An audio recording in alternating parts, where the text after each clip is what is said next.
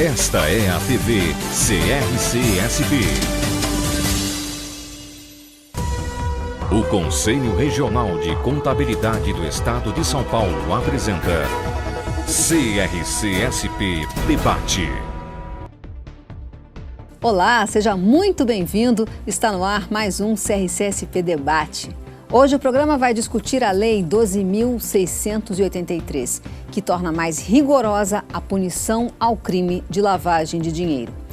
Como medida de prevenção, todos os profissionais da contabilidade autônomos devem efetuar o cadastro no COAF e comunicar operações suspeitas de seus clientes.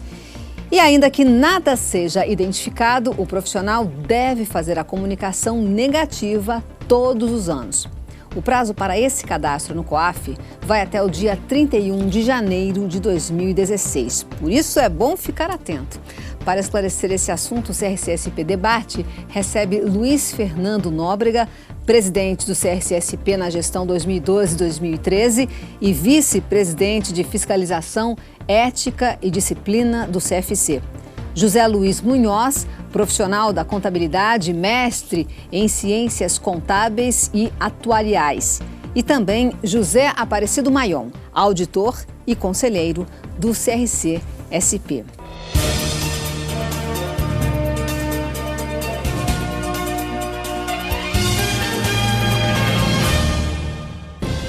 Luiz, a resolução do Conselho Federal número 1445, que trata da lavagem de dinheiro, é de iniciativa do CFC?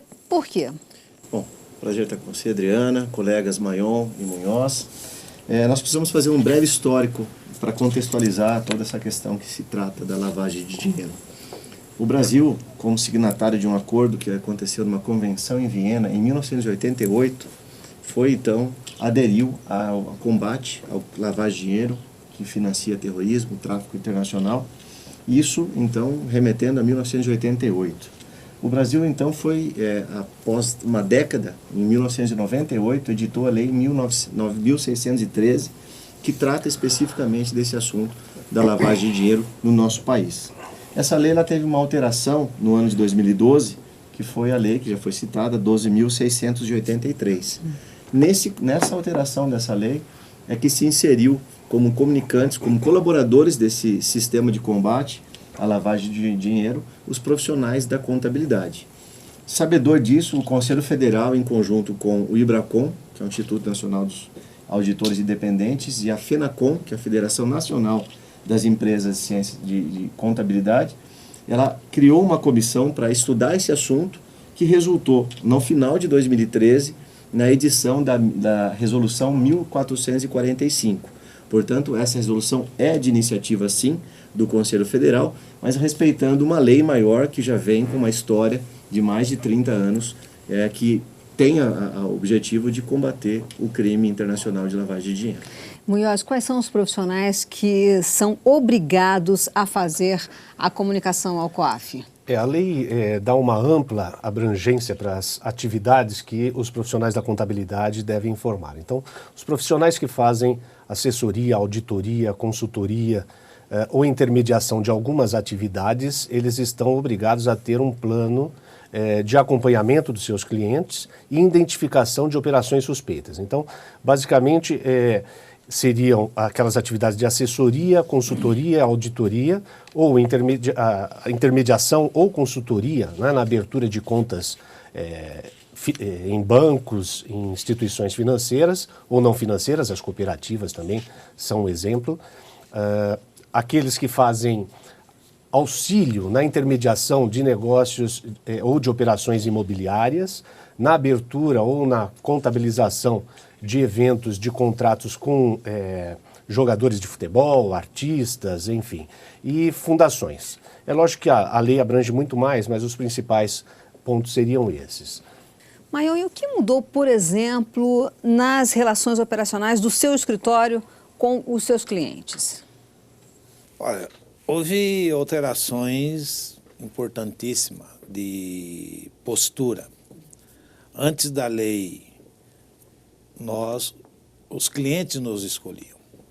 Após a lei, nós passamos a tomar um cuidado maior, aonde nós começamos a escolher nossos clientes. Por exemplo, nós começamos a ter uma maior preocupação com os controles internos existentes nos clientes. Nós procuramos saber a idoneidade do cliente, tipo de operações que ele vem a fazer no país, e aí nos dá aquela preocupação em função de termos que fazer comunicações ao COAF. Essa comunicação, ela é de caráter, né, de operações suspeitas, a razão que faz com que nós, profissionais da contabilidade, tenhamos maiores cuidados ao aceitar um cliente em nossa carteira. Luiz, qual o tratamento dessas comunicações e as responsabilidades do profissional da contabilidade? Bom, primeiro cabe ressaltar que na própria resolução que trata do assunto, que é a 1445, ela alberga o profissional na questão do sigilo. E o sigilo, que é albergado dentro dessa resolução, também tem uma previsão dentro do nosso Código de Ética, que o profissional pode, quando solicitado por autoridade competente, inclusive os conselhos, então, fornecer informações. Então, o primeiro ponto, que muitas vezes é debatido, é que a comunicação não é permitida por conta do sigilo, o que realmente é superado essa fase. E a responsabilidade do profissional é quando ele evidencia uma operação atípica, e isso está muito bem delineado nos artigos 9º e 10º dessa resolução, alguma suspeita, algum indício de uma atipicidade nas operações. E aí esse profissional, então, faz essa comunicação. Essa comunicação, ela não precisa ter um caráter investigativo, ela não precisa ser complementada. Ela simplesmente o profissional detecta alguma atividade suspeita, atípica, e faz essa comunicação. Nesse momento, o entendimento é que, se ele comunicou e em algum momento posterior, uma outra autoridade competente, como, por exemplo, uma Polícia Federal, ela vai averiguar essa empresa, ela percebe que essa empresa tem algum envolvimento com o crime, se o contador, o profissional da contabilidade, efetuou essa comunicação, ele vai ter um tratamento diferenciado.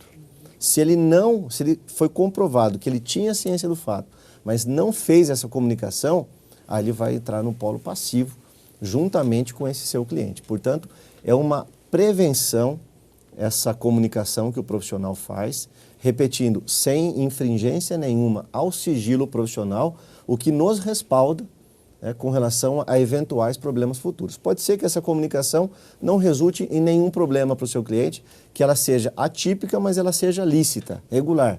Mas o profissional cumpriu sua parte e isso significa que ele também tem a sua proteção garantida. Então, complementando, Munhoz, quais seriam as punições para esse profissional, se não cumprir a norma? Eu acho importante a gente dividir as punições em duas ramificações. As punições pertinentes à atividade do profissional contábil, que estão previstas nas próprias resoluções e normativos do Conselho Federal de Contabilidade, e as punições que são previstas na Lei de Prevenção à Lavagem de Dinheiro. Então, eu posso ter a abertura de dois processos. Um pertinente, né, a continuidade na atividade, e aí as punições seriam de sanção, sanção restrita, sanção aberta, cassação ou suspensão do registro, e as multas pecuniárias eventuais, né? No criminal, nós temos a possibilidade de prisão de 3 a 10 anos, caso seja comprovado o envolvimento, como o Luiz estava dizendo, né? Então, por isso, a importância de fazer a comunicação, para que você não seja, de alguma forma, arrolado no processo também como uma parte passiva do processo de lavagem de dinheiro, como alguém que esteja envolvido no processo de lavagem de dinheiro.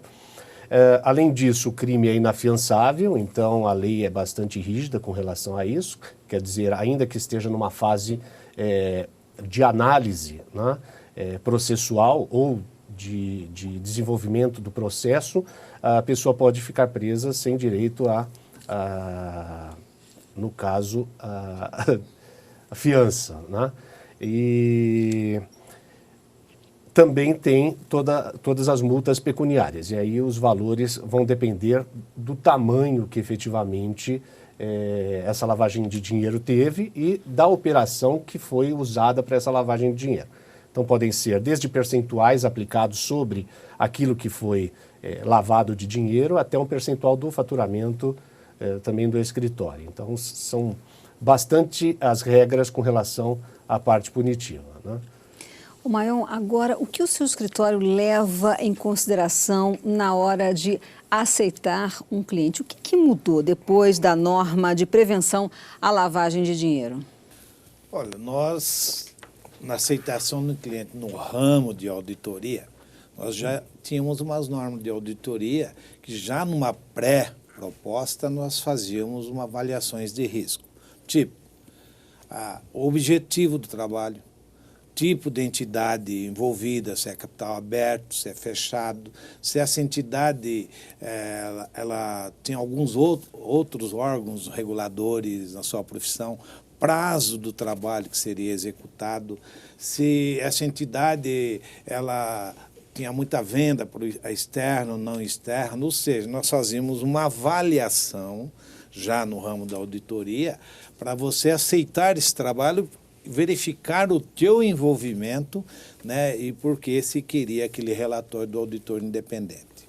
Em relação à contabilidade, alguma coisa paralela a isso, um pouquinho menos sofisticada, ela também já exige que nós façamos. A exemplo da primeira pergunta que nos foi feita, hoje nós escolhemos o cliente, não é mais o cliente que nos escolhe, porque nós temos uma preocupação com as entradas, saídas de recursos, controles existentes nos estoques que vem a ter, as transações e o envolvimento dessa empresa, você verifica o perfil do dirigente dessas empresas.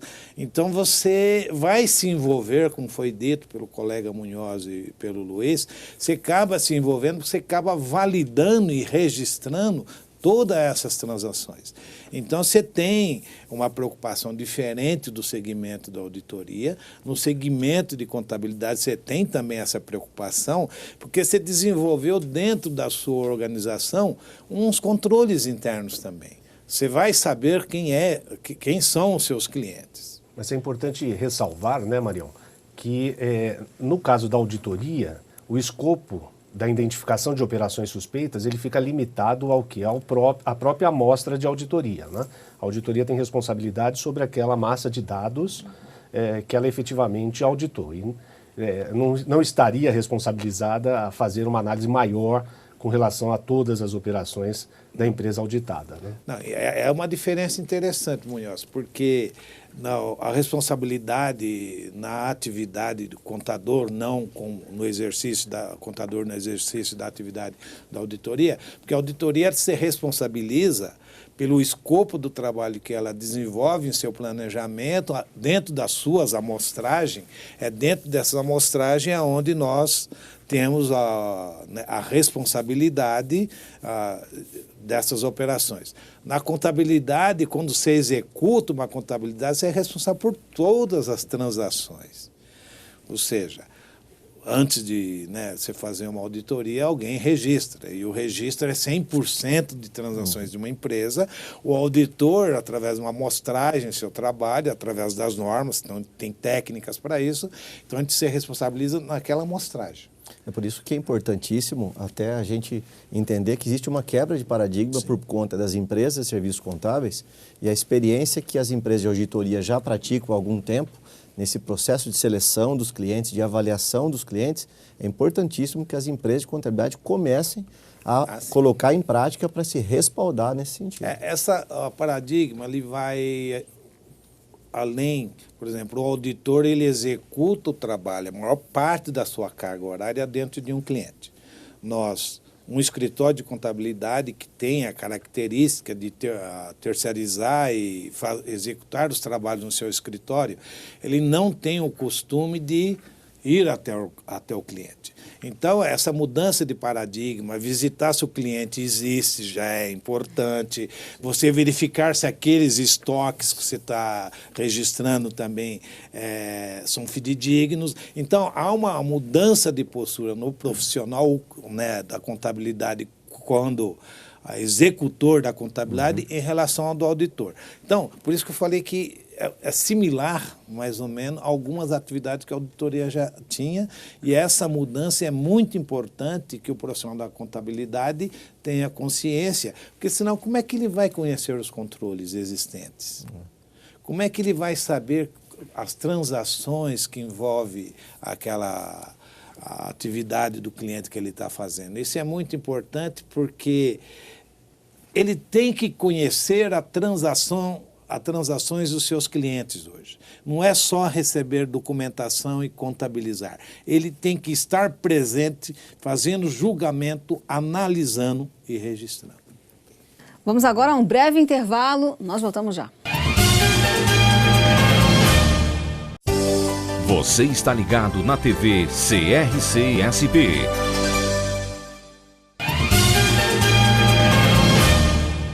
O CRC-SP Debate está de volta com o tema Práticas de Prevenção à Lavagem de Dinheiro. A gente começa com você então, Luiz, esse segundo bloco. Todas as operações que passam pelo profissional de contabilidade, então, têm que ser comunicadas? Na realidade, nós temos dentro da resolução uma parte objetiva de algumas operações que são definidas que devem ser comunicadas. Mas nós temos uma outra tantas operações que podem transitar pelo profissional de contabilidade que pode ser um indício, ela tem um cunho subjetivo. Então isso o profissional pode fazer uma avaliação e dentro dessa avaliação ele decidir não comunicar. Porque, embora seja atípico, essa operação ela pode ter uma sustentação. Você pode dar um exemplo? Uma empresa que tem um faturamento linear na casa de R$100 mil. Um dado momento, essa empresa ela tem um pico de um faturamento de R$1,5 milhão. Pode ser, uma análise superficial de qualquer pessoa, tem uma atipicidade. A curva ela deu um pico, depois ela retornou para uma linearidade. Agora, se a gente for entrar no detalhe, perceber que pode ser uma empresa, um escritório de advocacia, que naquele mês ele recebeu um honorário de muito tempo atrás, que isso está suportado dentro de uma sentença, dentro de um contrato, o profissional vai acender a luz amarela, é atípico, mas existe um respaldo. E a própria resolução, no seu artigo 8º, ela traz essa recomendação. Tudo que for comunicado ou não comunicado deve ter o seu suporte documental. Porque se um dia nós formos chamados para explicação, olha, essa empresa ela teve um comportamento atípico e você não comunicou, mas eu tinha um respaldo, eu tinha um documento, eu tinha uma explicação para que não fizesse a comunicação. Ou seja, eu tenho que comunicar se a minha sensibilidade subjetiva entender que é uma operação atípica e tiver elementos para aquilo, ou tiver uma falta de elementos por completo que me levem a comunicar. Ou senão, eu simplesmente me documento e não faço a comunicação. É importante, né, Luiz? Sempre que tiver a dúvida, comunicar, né? Porque você sempre está numa situação difícil ali e subjetiva, como você disse, de decisão. Então, se a operação já gerou dúvidas, é porque você tem alguma suspeita com relação a essa operação. Comunica e, de alguma forma, você fica protegido, né? Caso essa operação lá na frente venha a ser, de alguma forma, envolvida em alguma investigação ou algum processo criminal. Aí entra também, Luiz, o aspecto do controle da mudança. Sim. Você vai ter que ter um sistema de arquivo, como arquivar a decisão que você tomou de não comunicar numa eventualidade. Então, você criou algo a mais dentro do teu escritório operacional. E é importante também complementar que isso passa não só pelos responsáveis diretos pelo escritório de contabilidade, pelas demonstrações contábeis. Mas é muito importante, isso a própria norma traz como recomendação, que as equipes de trabalho dessas empresas de contabilidade estejam suficientemente capacitadas e recicladas também para a identificação de eventuais inconsistências, eventuais atipicidades, que possam levantar algum tipo de suspeita e redundar ou não numa comunicação. Ô Munhoz, então quais seriam os procedimentos mínimos que o profissional da contabilidade deve manter para atender a norma? O que a gente tem visto, não só para os escritórios de contabilidade, para os profissionais da contabilidade, mas como uma exigência geral para aquelas pessoas que estão obrigadas, como bancos, corretoras de valores, de seguros, enfim, é que você faça um plano de conhecer o seu cliente. Quer dizer, eu tenho que ter um mínimo para conhecer primeiro, como o Mayon tinha dito, né? Onde está sediado esse cliente? Ele está constituído fisicamente, propriamente dito, né? As documentações mínimas com relação a contrato social, o estatuto, se for uma SA, o RG, CPF dos sócios da companhia, né? Essa documentação mínima que foi necessária para a abertura e para que você tenha, no mínimo, substância de que essa empresa existe juridicamente, né? Além disso, eu preciso verificar se as atividades que estão sendo prestadas pela empresa, elas são aquelas atividades que efetivamente estão previstas no objeto social da própria empresa. É muito comum você ver transações em algumas empresas que não estão correlacionadas ao negócio dela. Então, eventualmente, você pegar uma transportadora que presta serviços de transporte, propriamente dito, fazendo venda de mercadorias, né? Ou uma incidência muito grande de comercialização de veículos, caminhões. Já foram identificadas operações dessa natureza, né, onde gerou alguma suspeita e o COAF chegou a uma operação, o COAF não, a Polícia Federal no caso, mas por meio do COAF, né, há uma situação de identificação de que a empresa estava tendo uma atividade ilícita de receptação de caminhões e transações e negociações com caminhões furtados ou roubados. Então, tomaram cuidado de conhecer efetivamente se a atividade que o cliente está prestando, ela realmente está ligada ao objeto social. Além disso, conhecer quem são as partes que estão negociando ali com aquele cliente do escritório. Quer dizer, as pessoas são conhecidas, né? O comprador e vendedor normalmente são pessoas que têm atividade normal no país, ou essa empresa só se relaciona, por exemplo, com países que ficam em paraísos fiscais ou que têm atividade em países que não são considerados ou que não assinaram o Acordo de Viena. Quer dizer, já há uma suspeita, né? Quando eu faço transações ou negociações com países que têm algum incentivo fiscal ou que efetivamente têm algum motivo para não assinar o acordo, já a própria norma prevê que eu deva dar uma atenção maior na identificação dessas operações. E o próprio COAF também tem uma lista já identificada de pessoas que estão ligadas a essas atividades de terrorismo e lavagem de dinheiro. Então, a Al-Qaeda, existe uma lista de pessoas que operam com a Al-Qaeda, né, e que os profissionais da contabilidade, de alguma forma, têm que tomar algum cuidado para saber se alguma empresa não está sendo constituída, por exemplo, em nome dessas pessoas que já constam dessa relação e que estão disponíveis no COAF. Então, há uma necessidade de conhecer melhor as atividades do cliente e aquilo que o cliente se dispõe a fazer como atividade comercial. Maron, nós temos então as comunicações positivas e as negativas. Quais são os prazos para elas? Bom, para a comunicação negativa, o prazo é até o dia 31 de janeiro do ano subsequente. Por exemplo, nós estamos em 2015, é claro que é 31 de janeiro de 2016. Para as comunicações já positivas, essas comunicações nós temos 24 horas contado da data do conhecimento do fato, não é da data que ocorreu a operação. É de quando você tomou conhecimento de uma operação suspeita, aonde você faz a comunicação. Essa comunicação, como o Luiz estava colocando, ele deu um exemplo na parte não atípica de uma empresa, o fato de você comunicar não quer dizer que você está denunciando. Você está fazendo apenas uma comunicação. E essa comunicação, na maior parte das vezes, já foi feita também por outros órgãos. Sim, como o Luiz disse, muitas vezes você tem vários órgãos antes de chegar no contador. Então, o fato de eu não comunicar, alguém vai comunicar, né, porque ela passa por vários estágios, né, de pessoas responsáveis a comunicarem, e de repente você pode chegar num momento, poxa, mas por que o contador não fez a comunicação?